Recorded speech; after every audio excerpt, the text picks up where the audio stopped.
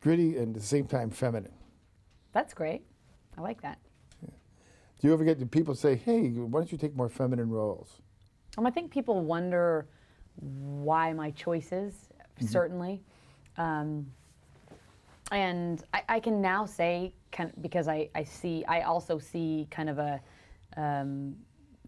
you know, I can look back and see the choices I've made, and I realize that I think the choices I made were to specifically stay away from feminine roles, because I found the feminine roles to kind of be the boring ones, the ones of, you know, the arm candy, the girlfriend, and I didn't see a big challenge in that. And I think, especially in just the beginning part of my career, I wanted to be taken seriously, and I wanted to not get pigeonholed, so that I wasn't able to really dig in and find something meaty. And you know, you hear a lot of actresses saying that. Halle Berry said it for Monster. Charlize said it last year with Monster. It's those roles are few and far between, and you don't want to get stereotyped as the girl, you know, or that's what you're going to get stuck in for the most part. And who knows? I mean, who says that women in real life are those, as you said, those candy kinds of characters? You know, just right. You don't have to. Well, I think women are multifaceted, and I think it's unfair to say, oh, because you put on 19 pounds of muscle, you know, you're not feminine. And you know, because I think there's a lot of strength in that, and beauty in that. You know, I've worked with all these female boxers now, and they are gorgeous, and it transcends something that's physical. I think the strength in a person, and a person, you know, living their dream, and there's a lot of qualities, I think, that make someone beautiful and pretty and feminine. I agree with you.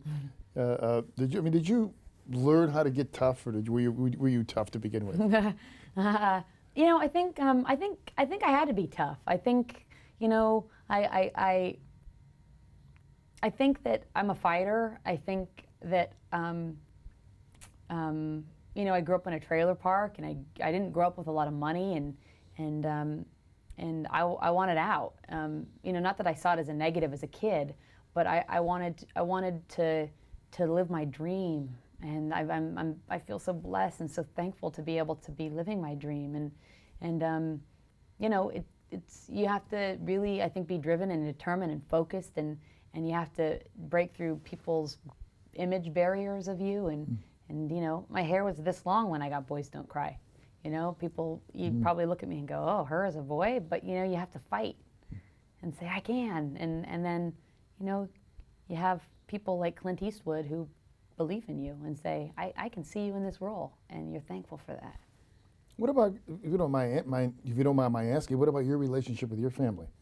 Was it anything like the relationship? No, not at all. We both grew up in trailer parks. Maggie, you know, my character that I play, and I, but my mom really believed in me. My mom gave me the greatest gift of all, and that's, I think, you know, she told me that I could do anything I wanted in life as long as I believed in myself, and as long as I worked hard enough. And that is the greatest gift I think you can give anyone, and especially a child.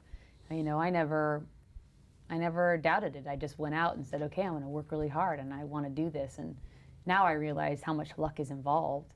You know, I think there's that saying, luck is when opportunity meets with preparation. And I believe that, you know. I think that to work hard and hope that that opportunity arises. Somebody picked on you. Would you be able to handle yourself? Well, it depends on how big they are.